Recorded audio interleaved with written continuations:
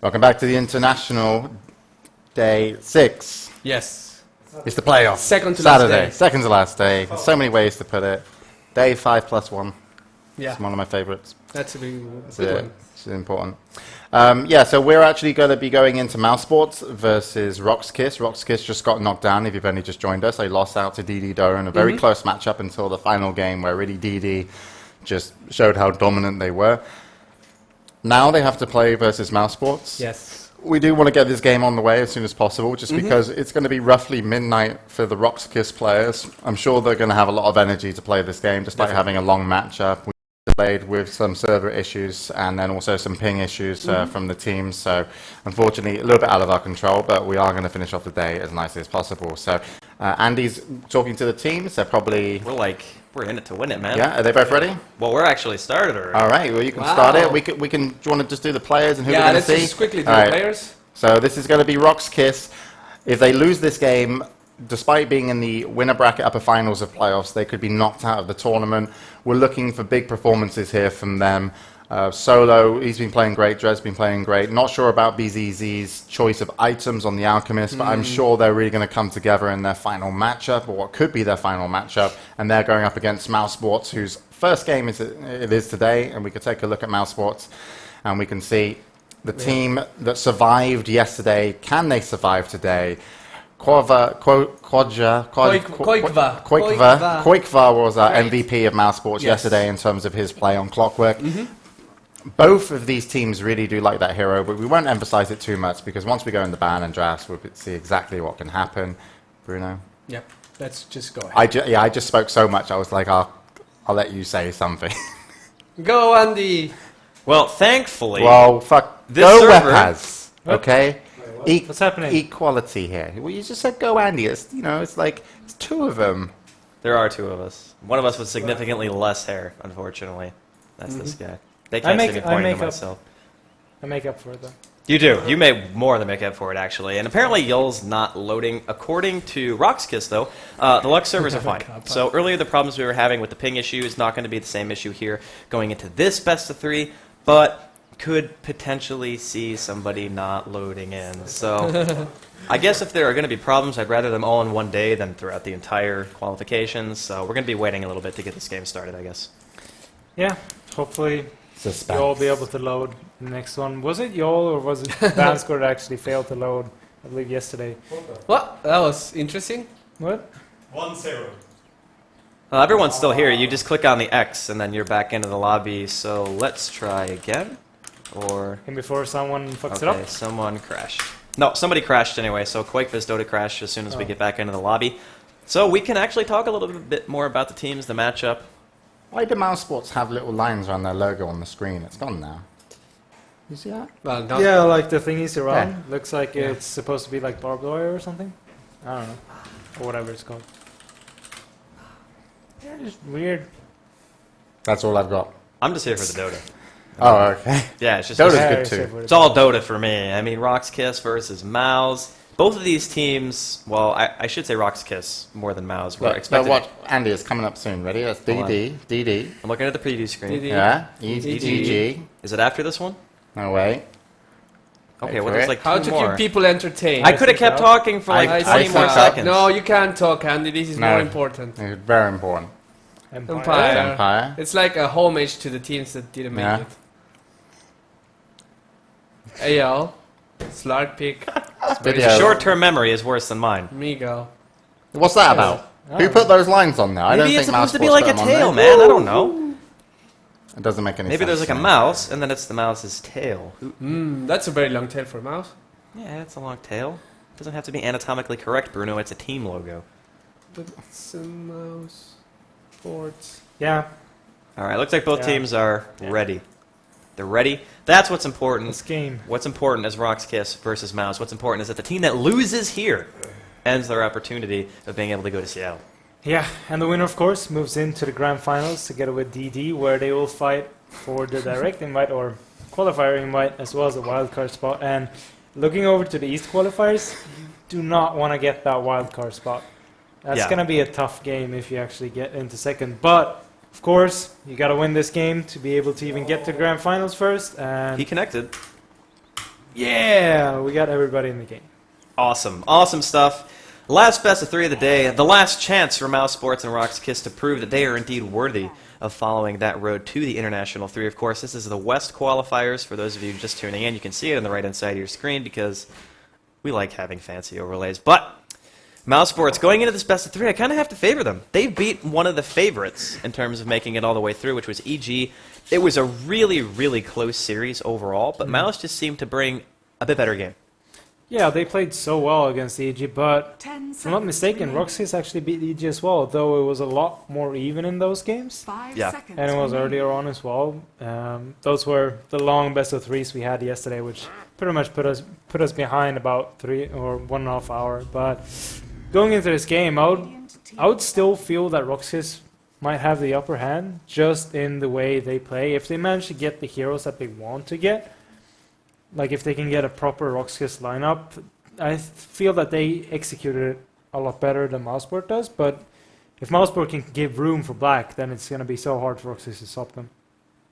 And that's the key, is how much room can they actually find heroes like Black. Even Koikfa, to a certain extent, and of course Fata have been making some pretty big plays so far in the Western qualifiers. And Rockkiss, they have a talented squad themselves. I wouldn't actually be surprised to see Mousesports just first pick the Lifestealer. They got to be thinking about it right now. Rockkiss, they got one ban left. And the heroes so far, Gyrocopter, the Wisp, the Batrider, now the Lone Druid. Do Mousesports want to go for the Lifestealer? Or maybe they've learned their lesson when you do that against Rockkiss. Because, nope, guess not. Gonna be the Lifestealer. Here comes probably the Bane, maybe the Clockwork. We'll have to see. I would guess at least the Clockwork would come out of these picks. And like you said, the Bane, high possibility as well. Just denying the Bane from Mousesports, because having it against the Lifestealer is always good. But Mousesports, of course, can counter with that Rubik then, since we saw Vansko played in the first game against DD, where he stole Fiend Script 3 or 4 times in a row. So it's a really nice hero to have against it. But of course, Roxas still haven't picked up a hero, so we don't know if it's going to be that Bane. But I would guess the Clockwork will be the most obvious choice for him, at least. A Clockwork, maybe even something like a Mag on top of that. Sure, you know the Mag is going to be going mid, but when has that ever really stopped a Mag from having an influence in the game? Typically, if you show your cards early, you can see the Rubik come out for Mouse, sure, but I still feel as though with those 2 heroes, it's going to be a lot harder for the Lifestealer to do anything, of course, because of the Clockwork. And RP, you have to make sure that the Rubik is always in a perfect spot, and not taking anything away from the supports of Mouse, but I haven't really seen them play Rubik, if I'm not mistaken. It's really been more Rock's Kiss. We've seen... especially, they've been playing the Rubik. Other teams have been playing it as well, but not so much Mouse. No, Mouse haven't really used it. They favor other supports in the terms of a Jakiro. They love the Keeper of the Light. But we're actually going to see Darkseer and Clockwork being picked up straight away. So that means, of course, that it's going to be a support Clockwork, most likely, since Dread always plays that Darkseer in the long lane. And I feel that it's a really nice pickup. Darkseer has been banned out in every game against DD, so they never got the chance to pick it up. So really nice for him to get it here. And that leaves, of course, the Bane open for Mousesports if they want to take it. But then Rockskiss himself can just counter with a Rubik if Mouse doesn't get the Rubik here. 10 seconds Yes. remaining. The Strongman lane, the Darkseer, the Clockwork lane. We've seen it. James has learned it. He loves it. Hopefully we'll see it here in this game. But Mouse, they're looking for one more support. Maybe they just want to take the Rubik themselves. Lifestealer going for farm, it's not necessarily a bad thing. We haven't seen what Rockskiss are going to do in the late game stages, but if you're Mouse right now, you get the Rubik. Sure, it might show your hand a little bit early in terms of what your lanes are going to be, but you can ban out the PL, you can ban out the Alchemist in the second ban phase. You know you're going to have the opportunity to do that. So for you, what do you think their call is here? I would feel that they might want to try and either go for even a mid straight away here. See if they want to get a Mag, or just try and pick up their offlane hero, because whatever they're not going to pick up, we're most likely going to see being banned out in the next phase. So Puck is going to be the choice, which means that Fada's going to play it mid. And I would guess that Roxy is most likely going to go for something like a Weaver ban out in the next phase then, just to be able to ban out one of the stronger offlaners that Mousesports love to use. And I would not be too surprised to see either a Rubik or a Mag in this situation. If they don't pick the Rubik, it's of course going to be banned out in the next phase. But the Mag can still slip through the second ban 10 phase. seconds remaining. That's kind of the weird thing, because Mag is either prioritized like 5 first seconds or remaining. almost never. There's really no in between, just because of what compositions that teams are picking nowadays, at least in terms of the West qualifier. And I like the puck pick for Mouse. I think it's a great vessel for Lifestealer to infest into. You get the extra burst damage coming out after the coil, the Waning Rift, the Orb. And even supports can't really stand to that kind of burst damage, even during the mid-game. So we'll see what Roxkiss' answer is going to be. And it looks like it's going to be an Outworld Devourer. So Mouse Sports, you look at their support right now, it's a Bane. And then, of course, you have a puck. I think this OD is actually going to be pretty safe mid. This OD is a really nice pickup, really taking a page out of DD's book here, because having the Astral Imprisonment mid against the puck means that he'll not have Orb when he gets three stacks of that Astral Imprisonment going on him, and you can't dodge it with a phase shift, so you're always going to inseal, which is really nice. So OD's most likely going to have an easy time in mid, unless Mousesports, of course, get something like a Leshrac to be able to roam quite heavily, but they've been favoring heroes like Jakiro and Keeper of the Light more instead, so I would not be surprised to see that either the Leshrac gets banned out, or they just go for the safe pick with their Jakiro, just because they love running those defensive tri-lanes around black. A defensive tri-lane would just play into Roxkiss' hands, I feel. Just making sure that the OD doesn't get any pressure on him at all. You have the Clockwork, who could be running in the support role, which I think you kind of talked about earlier, and I think that's definitely the correct assumption to make, which means that Darkseer is either going to be jungling or is going to be in that offlane. And offlaning against a Bane is dangerous for a Darkseer, because if you get caught out and you surge prematurely, then, well, it's not going to be a good time for you, because Nightmare just counteracts it completely, and then you get caught out by open wounds. And you're pretty much a very sad, sad little purple guy. So, second ban phase is rolled around here. Mouse Sports, they've taken out the Rubik. The Lone Druid's banned out from Roxkiss. And I'm thinking to myself, right now, on the side of Mouse Sports, they need one support, and they need a potential offlaner. The jungling offlaners are already banned. The Nature's Prophet, the Lone Druid, they're taken out from Roxkiss. So, what choice do Mouse really have in terms of who they're going to pick up? Because no matter what offlaner they get at this point, it's probably not going to be farming. Yeah, either they're going to sack it completely and get a jungler, but I feel that Roxkiss are most likely going to go with a smart move to ban out a Weaver, like I pointed out earlier, because that Weaver is then not going to have, or they're not going to be able to pick it up, because that would be a nice offlaner to have, just because he got nice lane presence and he's quite hard to pick up, or pick off, which means that he should be able to get some experience in that long lane. And even if you run an aggressive tri-lane, he works wonders when he's in the safe lane. So banning out a Weaver would be great, and that leaves only heroes kind of like Windrunners and Bounty Hunters, and they, like you mentioned, can't jungle. A Windrunner for me seems like, it doesn't feel solid here, you know? Because it's not a hero that is going to be able to get a fast mech. You're going to be suiciding her, basically. She's not going to have an impact. Mouse Sports actually don't even have a mech hero, per se. I guess the Bane could pick it up at some point, but you don't really want to buy it in a Bane, just because if you don't have Arcane Boots, you're going to be so mana-starved. So that's why we typically don't see him get it. So maybe Keeper of the Light's still available. Maybe that's going to be Mouse Sports' pick coming out of the second ban phase here, because they are actually going to get the first pick, and that would alleviate, I think, a lot of the problems that they have. Number one, they're not so good at counter-pushing. They don't have much AoE at all, pretty much just the puck. And number two, it opens up the map a bit. Yeah, I wonder what Roxkiss wants to get as a setup support here for the Clockwork. I mean, the Rubik's been banned out, the Shadow Demon's been banned out as well. You can always go for Leshrac if you are going for a carry that can actually help you set it up. But you kind of want something like the Nightmare, or of course the Disruption and Lift. But since everything is taken or banned out already, what would you feel that they should go for here? It's a really hard choice, honestly. Like, for me, Mouse Sports, if you look at their team right now, they need somebody who can counter push. That's the biggest problem, and it is going to be the Keeper of the Light. So it wasn't really an option. They could only go for really one hero, but for Roxkiss now, it's like, we need supports, and we don't have any, maybe aside from the Clockwork. Yeah, I wonder why, or not really wonder why, but it feels like Mousesport's last pick is most likely going to be a Weaver, since it's still in the pool. Would work well. You get a nice offlaner that can get some experience, really hard to catch.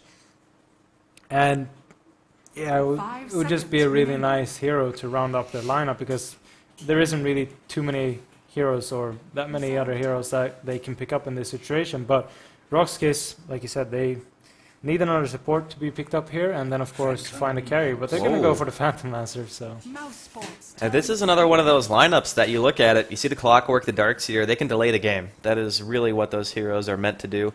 You have an OD who during the mid-game, that's going to be your mech carrier, I think, or maybe he'll just go straight for a Force Staff since he has a Darkseer on his side. But you actually mentioned earlier when we were watching an OD being played by, I want to say it was Funzy, if I'm not mistaken. He went for the Tranquil Boots Buckler. You can just stay in the lane forever. So I feel like maybe they might gravitate towards that. Maybe they want to get Darkseer the Pipe first, because they are up against the puck, a Keeper of the Light now, and having the Pipe and the mech together, and you can rush both of those items pretty fast, I think that Rock's Kiss would feel pretty darn safe during the mid-game. Yeah, it would be very smart to try and get the mechanism up on the OD as well as Pipe on Darkseid, like you mentioned, just because they'll be able to push really hard. And if the Phantom Lancer go for something like Silent went with, going for drums into Yasha, into the Fusel after that, their pushing power is going to be great. Just getting the extra movement speed and, of course, damage out of the drums, and then just group up as 5, and you got the OD Anti-mage. with, of course, the Sanity Eclipse. And we're going to see an Anti-Mage being the last pickup here, which I would say indicates an aggressive trial lane coming out of Mouse Sports. And then, of course, the Anti-Mage is going to be in the safe lane, most likely being played by Black. And he's going to go up 1-on-1 versus Darkseer. This is a bit of a trade-off, because you're dodging the Phantom Lancer, and you're letting the Anti-Mage farm. So the Anti-Mage and the Phantom Lancer are going to find some farm, but I think the problem is, especially for Mouse, is that if you put that tri-lane in the bottom lane, what if Rock's Kiss just go top instead, and then you're up against a Darkseer, then you have to move. I mean, they're the ones who have to aggressively lane it. They have to be in the same lane with the Phantom Lancer at all times. That's pretty much their goal. Allow Black to play that 1v1 against the Darkseer or against the Clockwork, depending on who it's going to be, and Silencer coming out from Rock's Kiss. And I actually saw the rebroadcast of IG versus VG Gaming, and IG actually ran Silencer against AM. Then AM had a very bad time. Yeah, that AM didn't really get any fun whatsoever, and I believe Sean played it, and it looked like he was a carry, even though it was on the support. Pretty much had every kill. Yeah. And you just stack up so much int as well. And the best part with that is that it scales together with OD. If you get pickoff kills and steal the int, your Sanity Eclipse is going to do more damage in the end if the game goes long. So a really nice pickup for the last pickup here. But you're all picking up the Darkseer right now. They might swap it out with Dread. We'll have to wait and see, of course, once we're in the game. But I feel that the Silencer is a really nice pickup to round up, just because you have the global for the Bane, and 5 Puck seconds remaining. relies so much on his spells. And if you have a global there, you can just kill him off instantly. I think, like you were saying, just being able to get the Silencer 6, though, that's going to be the important thing. Of course, Rock's Kiss, they're probably not going to be running an aggressive lane, just looking at their heroes. Prepare for battle. Which means that Vanscore is going to be able to get some pulling done. But let's go over the players really fast here first on the side of Mouse. We're going to have Cinderin playing on that Keeper of the Light, Fata. He's going to be taking that puck towards the middle lane. Koikfa playing on that Life Stealer. Pos going to be playing on the Bane. And finally Black going to get one of his most well-known heroes, if not the most well-known, the Anti-Mage. Yep. And from left to right, on the side of Roxas, we got BZZ is perfect on the Phantom Lancer. Dread is going to handle the clock, which means that we're most likely going to see an offlane clock. OD being handled by Solo. Vanscore picking up that Silencer. That Could have a leaves, level of 1 course, fight. Yol. Iron Shell's going to be there on Dread, and that might be enough to make everyone back up. And look at Koikfa. He is totally out of mana already. Like, just drained. 1 cog, 1 Astral Imprisonment, and an Open Wounds. Yeah, I mean, I really like this decision. Like I mentioned, Yol being on the Darkseer. That means he's going to be able to free farm in the jungle. Dread isn't going to have that much of a bad time against the AM if they actually run the Clockwork in the long lane. But it looks like BCC is moving towards mid-air, so they might just go up to top lane instead and try and contest the AM's farm. Or even do something more. No, I was going to say they might run Solo up there on the Outworld Devourer, but they're going to run the PL up against the AM, and we might see Silencer rotate up as well. Well, this is pretty much the only choice that I think Rock's Kiss could have made.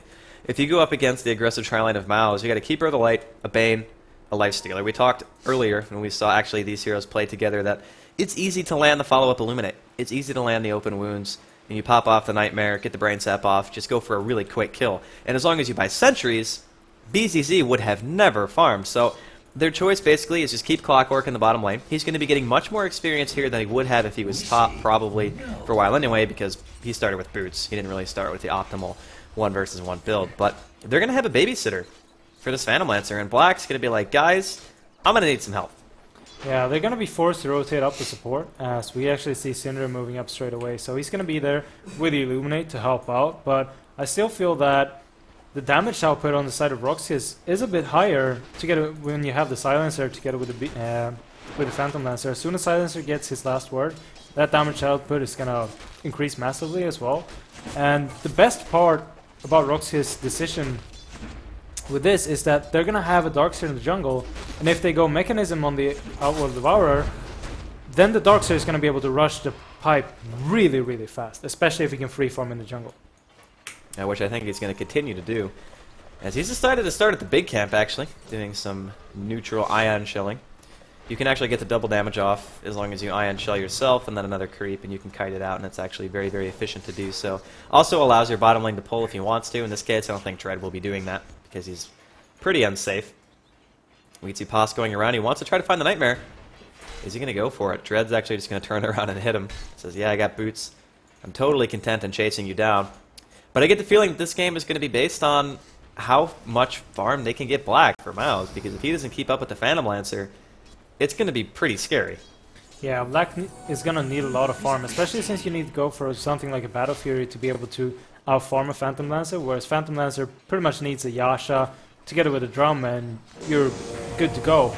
And Roxkiss, with this defensive lineup, they're even going to go for the strongman lane that James loves to do, or loves to see, where you have the Darkseer as well as the Clockwork down in bottom, which is really smart because they can never go on Dread. He got the cogs, as well as having a Darkseer close. They'll never get a kill on it. Laning choice is a little bit weird for this first game. I don't think there's anything else to say other than that. I think the only normal lanes we've seen so far is the Puck versus the OD mid, and we could talk about this matchup too, just because Fata, he's going to be struggling. Intelligence Heroes against OD, not their happy place. It's even worse for Intelligence Heroes, just because Astral Imprisonment reduces your base damage. You can see it's for 43, now 46 because one of them wears off. But typically Puck's base damage is actually quite high ever since he received his buff. So Solo, going to be quite happy in this position. Once he's level 5 as well, getting even more in still. He's going to steal 8 per Astral Imprisonment, which is going to be massive for him. I mean, Fata's down to 286 mana, which is Silence and Orb, and then you can't really do anything more. So he's going to aggressively farm with that Orb, which can be really dangerous, especially if some rotation come out of Roxas. The good thing for Fata, though, is that it's not the easiest rotation with the supports that Roxas actually has. And speaking of rotations, there's probably not going to be a whole lot of those this game. You look at the heroes and you're thinking to yourself, well, Bane, not the best roamer. Keeper of the Light has to stay top. Same thing with the Silencer. This is probably going to be one of the more passive laning phases in terms of rotations that we have seen in the entire West Qualifier so far. Yeah, it's going to be very passive. We can see Black actually going really aggressive on Vanscore here. Syndrome giving him mana as well. He might be just getting a first blood here, and Black is going to blink out as well. So first blood going the way of Black.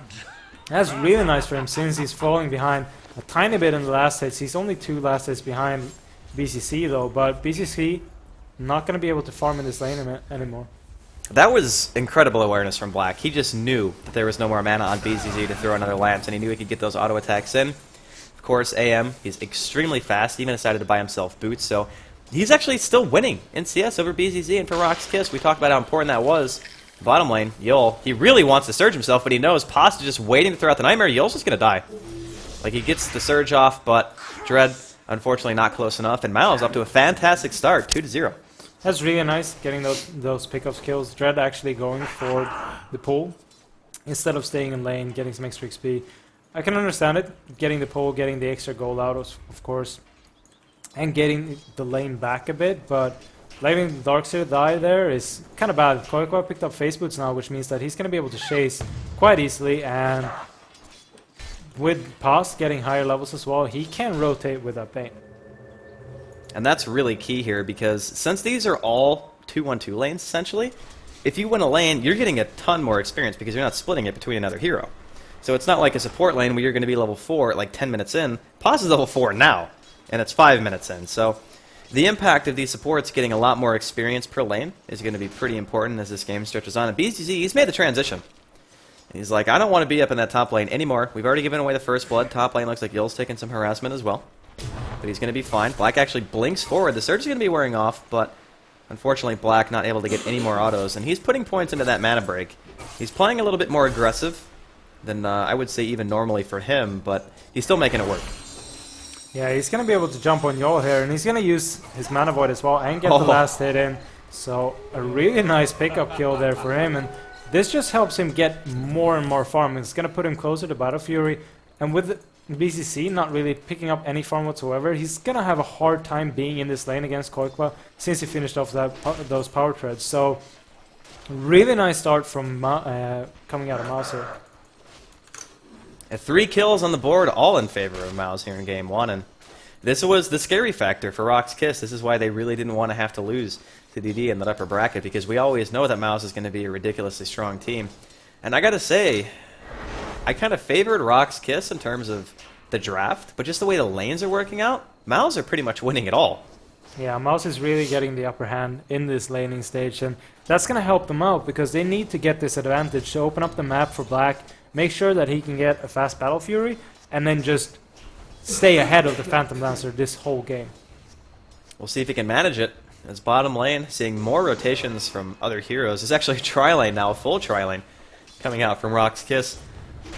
And BZZ's trying to catch up on his farm right now. He's sitting at 20 and 14, which at 7 minutes is kind of not so great. And the anime just sitting at 27 and 10. So he is ahead, not by a large margin, but you'll take an inch if you can get one, especially off of a team like Rock's Kiss when you're going to be up against the PL. Especially when you need to go for farming at him, like Black needs to do, getting that Battle Fury. It's really nice to just get the smallest edge to be able to finish off that as fast as possible. Since BCC most likely, like we said, gonna go for the drums into a Yasha, or at least go for a Yasha first to be able to be in this fight, in these fights earlier, as well as helping out with pushing if they want to go for something like that. I think if anyone's going to be pushing, it's probably going to be Mouse. Oh, Koikfa going on BZZ in the bottom lane. The sentry's there. Comes the Illuminate. BZZ, he can't live through the damage. Vanscore looks to be the next target. They do have an Orb of Venom on Koikfa and Vanscore. He's going to be going down. Coil coming out on the Dread. Here comes Fata just in time. They kill Rock's Kiss. Entire tri-lane. It's a double kill coming out from Paz. He's almost level 6, and it's 8 minutes in. It's just great rotation coming out of Fata there, and really nice play from Mouse, just stopping BCC's farm, making sure to, like we pointed out, opening up the map for Black. And Black, going up against Darkseer, he's got the Ring of Health already, which means that he's not really going to have too much of a problem playing against this, since he can always just back out once the creeps are dead, regen up some HP, and get even closer to his Battle Fury. He's up to 1400 gold, got the Ring of Health, boots as well, which means that he's most likely going to finish off that Battle Fury around the 13-minute mark, maybe even faster. And that's going to be so massive for Mouse. Well, I just made a boo-boo, but we'll talk about that in a second. Regardless, Rock's Kiss looking to be pretty good right now. And no one can actually hear me because I accidentally just kicked the power on my PC. So I have to turn the PC back on. It's a bad time. No, but it should be fine because no, this is the computer that registers all the sound. I've never done that before. Yeah. Well, Koikwa. Yeah. Well, they can see it, but they can't hear it. Yeah, I just accidentally fucking... Oh well. Koikwa getting a kill on a bottom lane. Yeah. Well, thankfully this is a one-sided game. It's not like it was an epic game. I looked at my screen, I'm like, what the heck? And I realized that I kicked it. Great. Fucking great. Let's enter. No, I don't need to. But people in Dota TV will not see it. No, they will. Well, not on Dota TV, but on the stream they will. Yeah.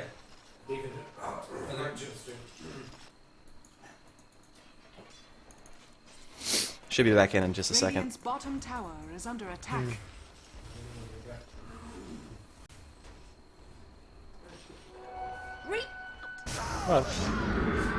Well,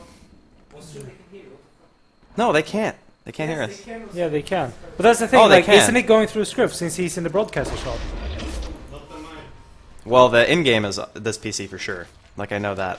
But everything should be fixed. We're reconnecting to the game right now, guys, so apologize to anybody watching at Dota TV. They're going to find BZC again in this bottom lane. It is actually 7 kills. Make it 8 soon, going in the advantage. And a nice triple coil coming out from Fata Dread. He's trying to run away with those cogs. They can't even manage to kill Paz. He's even got his Fiend's Grip up if he wants to try to come back in. Body blocking coming out from Quake, but he picks up the kill. It's going to be a double for him. Fata trying to run away with the Haste Rune. Going to see the flare from Dread. Is it going to be enough? Doesn't look like it. Here comes Solo, though, with the mech. He's going to be able to get the Astral Imprisonment off onto Fata. Quake, but trying to run away. Dread, he traps himself in with the Life Stealer. Probably not what he wanted to do. And Quakefa looks like he's going to be the first death on the side of Mouse, but not after, or not before, excuse me, he gets that triple kill. Now they're trying to turn around onto Solo. Last word is going to be there. Fata's going to be dropping here in a second as well when that last word ticks. And good night, Puck. As Cinderin is going to be forced to back up. And Rock's Kiss, they're trying to find an opening right now. BZZ, he's walking over. He wants to try to find the Lance. Cinderin, though, quite fast. And it looks like PL isn't going to be able to catch him. That was such a nice fight from Mouse, even though they lost both the Life Stealer as well as Puck in the end. It just put so much pressure off the top lane, which means that Black is just going to keep on free farming. He picked up Tranquil Boots to be able to stay in this lane, and now he's never going to have to leave. He's got his Perseverance as well. He finished up with Magic on, which means that he can get some extra HP if needed, since he's been able to stack up to 7 on that, and he's getting closer and closer to his battlefield. Cinderin channeling Illuminate here, middle lane. Here comes the Fiend's Grip onto Solo. Can Dread actually stop it in time? He gets coiled before he comes out and uses the cogs, but he's only going to trap Fata, who has the orb up, and he's not even going to have to jaunt to it to get away. It's going to be 2 quick kills coming out for Mouse, and I got to say, it's 2-12 right now, and Mouse just seemed to be rolling here in game 1.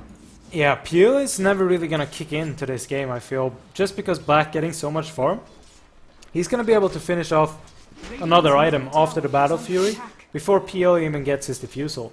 Unless he, of course, rushes it after the drums. He's picked up his bracers, so we'll most likely see the drums before. But from what we've seen from other PLs is that they go for the Yasha in between, which means that he's going to have the Yasha around the time Black gets his Yasha after the Battle Fury.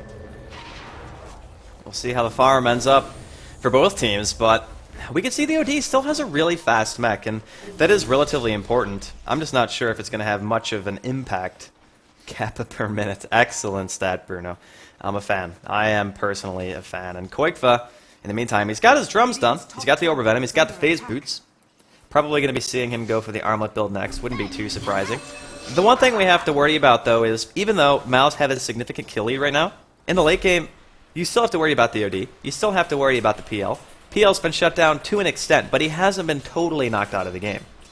If you can keep this aggression up, though, that's going to be great for Mouse. As soon as Black hits that Battle Fury, maybe gets his Yasha up, they should just try and force fights, in my opinion, just to be able to keep the pressure going in the Phantom Lancer. Like I mentioned, if they can keep pressure on him and make sure that he can't pick up another item after his Yasha, then they're pretty much going to keep on going on a roll in this game and just win it kind of straight up.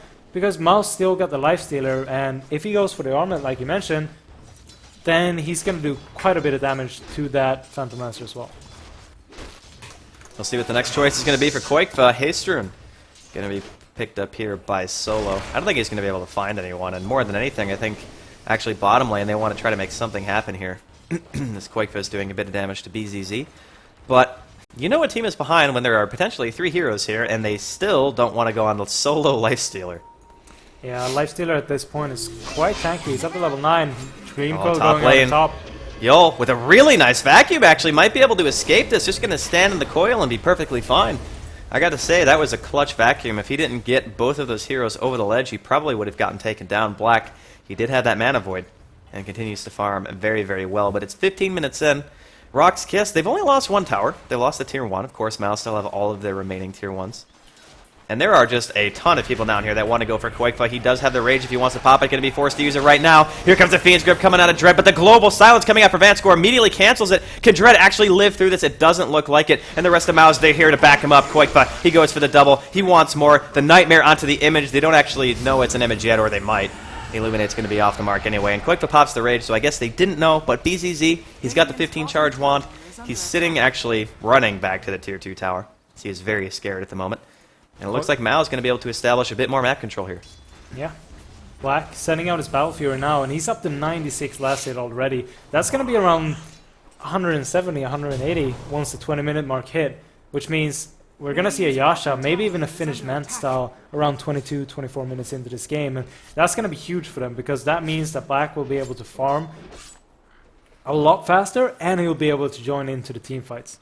As soon as the Manta's done, that's like the scary time for Rock's Kiss, because you have an OD who has probably one of the biggest mana pools, if not the biggest in the game. And Manta is incredibly effective against heroes who have a lot of mana, but don't actually have any because you've been hitting them with Mana Break and Manta images. So Black, he's still being a little bit pressured here. Not really feeling too scared to go back in there and CS. And thought that he wants to come and help, but he doesn't have enough mana to really do much outside of Cool. He does have the regeneration, though, if he wanted to try to loop around and go for this kill. Rock's Kiss, though, they're rotating up in the meantime. Actually going to be 4 heroes here. We'll see if Rock's Kiss can actually bait this out. Now we see a pull going out for Mouse, which means that the lane is going to come back, and they won't actually be able to gank this unless they, of course, dive under the tower. But I'm guessing they don't want to try that. Fada is on the sidelines, though, which means that they might try and find him here. He does have his orb as well as the phase shift, which means that he'll be very hard to kill, even if they actually find him.